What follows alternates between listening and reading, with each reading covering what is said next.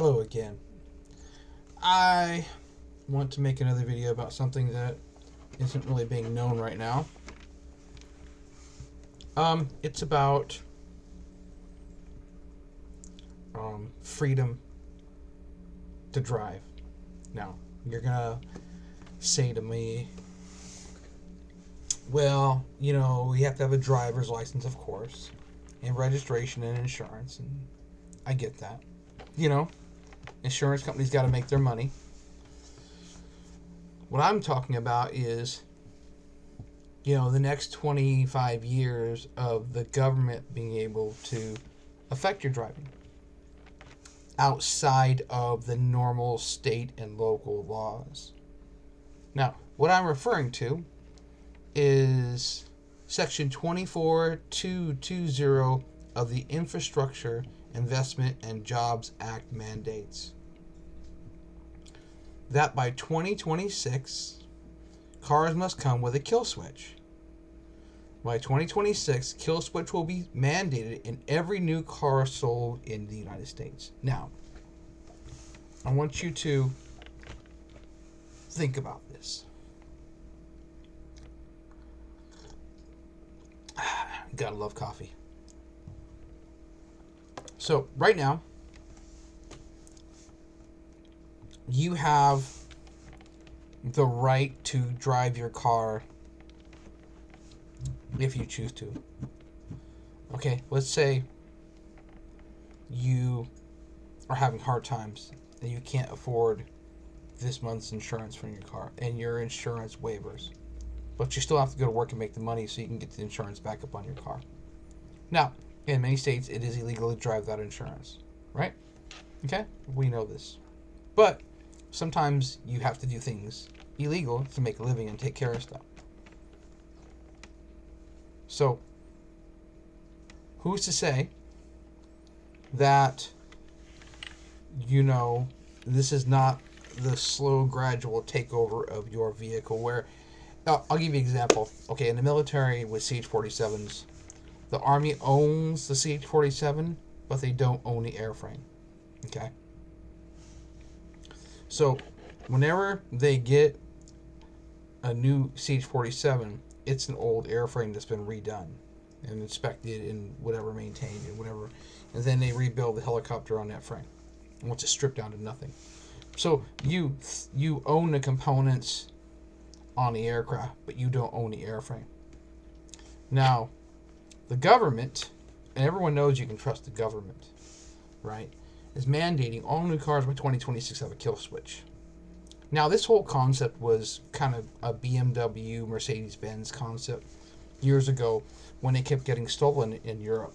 So, this started a lot of years ago when I was living in Europe, and they would have Beamers, nice Beamers, and Mercedes-Benzes where you can shut them down when someone tries to steal them, because a whole bunch of them, the cars would get stolen in Germany and end up in Russia.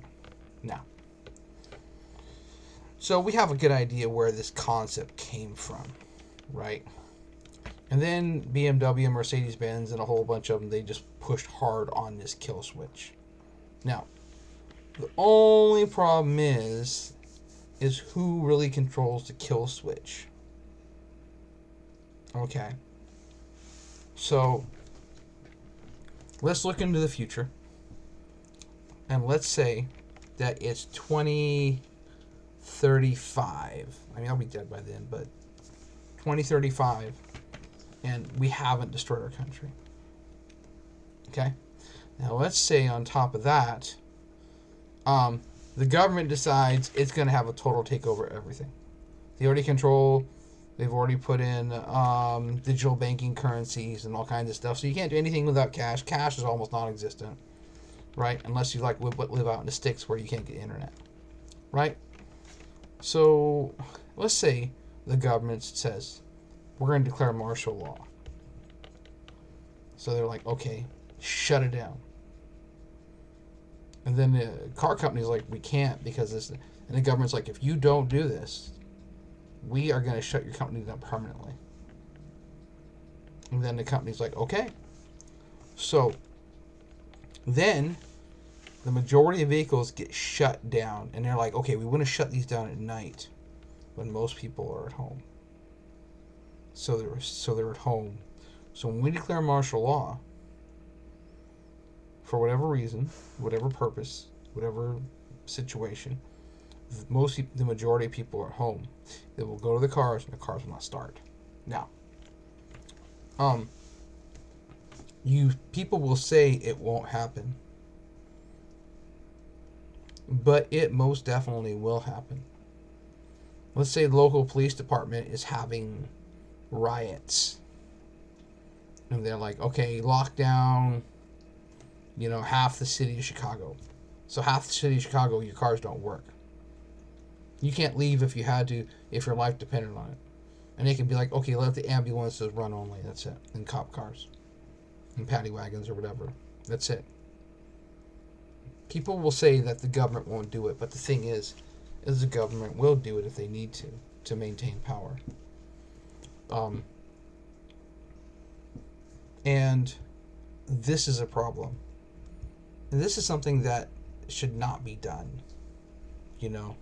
Because once you have the kill switches in new vehicles, the next step that they're going to say, they're going to make it mandatory to have a kill switch on old vehicles that don't require it. Watch. It would be state by state. It wouldn't be, I don't think it would pass federally. Because if you, for example, had a 1958 Studebaker, and they said you got to put a kill switch on it, it's no longer original. The government has to compensate you for the loss in the value of your car. So I don't think, but they could in turn turn around and be like, well, this is a classic vehicle, so you're limited on how often and how much you can drive. Now, the other aspect of a kill switch is this, which people aren't talking about, the secondary data which exists. The secondary data is if they can find your vehicle to do a kill switch, that means they can track your driving. So if someone says, Tia, 9. My dog, she keeps licking herself sometimes, bothers me. But, so it means they can track your driving position as a secondary aspect if they chose to, right? Because they can classify your vehicle by VIN number on a database, and they could pull up in order for them to turn your vehicle off, they need to find out which vehicle it is. Say your car was stolen, and they need to know which car it is, and they go by the VIN number of the car. That VIN number, therefore, would access the computer, right, and location, and then shut it down. Now, who's to say this would not lead to tracking people who were suspect of whatever for location in their driving areas. So then the government would know when you go to work, what road you go on, how long do you take, where do you go to lunch. So say you're a targeted individual, right? And say you're not even the person that they're looking for, but you just fit that description, the name, whatever. But you're not the person. Now they're watching everything you do, building a file, right? And it could take months or years before they're like, well, this person isn't doing anything. So when you think about this realistic aspect of it, not only will they be able to shut your vehicle down, and track you, and if you're targeted, know where you're at and what you're doing. Now you come to the third aspect of it. If you look at the Chinese concept of being able to monitor phones, it's a secondary program that the Chinese government uses to use the camera and the listening device too. So if they choose to hit your phone, they can turn it on. Now the Chinese will be like, we don't care what you do with your phone. But the fact is, they do care. It's a communist country. Now, there was no one to say that the government can't use these fake courts to access your video in your new vehicle to see exactly what you're doing. On top of that, there is no one to say that they cannot regulate your speed by the location. Okay. So this is a slippery slope. Okay. People aren't saying this. You know, that this slippery slope it starts with shutdown, then it goes to spying on you, then it goes to location, and then after that it goes to mandating how fast you can drive and what you can do. And then you don't have any freedom anymore. You're better off with a bicycle because they can't track you. You know, or an old school motorcycle, but even on them motorcycles, it'd be harder to put on a motorcycle, but I'm pretty sure they would try to figure something out. But so you can see the slippery slope. So it all started. I'm not saying this is a bad idea. This all started with the concept of mandatory insurance. Okay, the insurance companies make big money off of people that are safe drivers because they don't really use the insurance. But in the state and the city makes big money off it because they can give you a ticket for no insurance, right? Then it goes into all the other things. You know, like here in Washington State, we voted on $30 tags for vehicles, for all vehicles, and King County fucking court fucking burned it down because they were going to lose tax money, right? Just all these different things going on. So then we're going to go into now I want you to think the big picture here. So you have the cars and regulations here. Now you have the firearms. So this person owns this car, they bought a firearm. Now they're going to match this person up with this person. Now they can keep track of where they go and what they do. So say Jay, Jim, or Jill are going to the range. They're tracking that car to the range, and they're tracking it back. Then, if you want to look at all the other stuff like that, you can see this is a slow, gradual increase in control. You know, once they control the money, they control the vehicles, they control everything. You know, this is what the perfect communist system would be. So, it's just something to consider about Section 242.20 and the Infrastructure Investment and Jobs Mandates Act with kill switches. Do you trust the government to mandate your car to have a kill switch? And here's the other question.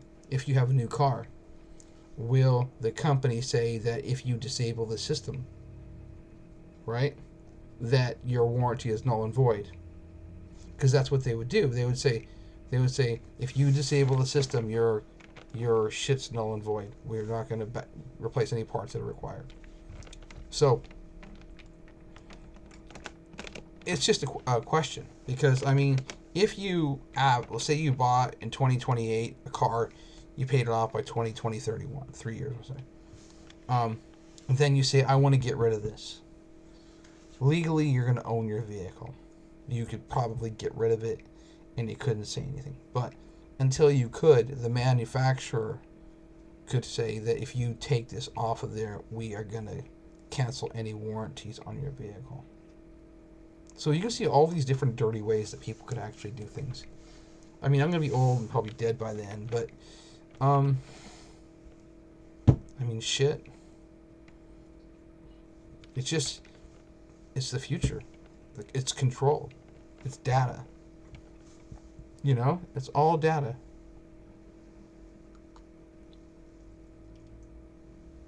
Ah, so good. So, I'm going to end the video. And I'd like you to consider what I said. Because it's the slow crawl of control. I don't want my kids to live in an environment in the future where everything is controlled. I feel like I would rather see civil war or limited nuclear war and watch the whole system burn than have total control of what's been happening, because we can rebuild, but once our rights are gone, they're gone. You know, look at the FISA courts. You know, look at the no-fly lists. You know, how did Tulsi Gabbard get on the no-fly list? where she gets checked even more if she goes to fly? It's a good question. You know? So I'm going to end the video and just it's something to ponder about. And you have a good day. All right? Stay safe.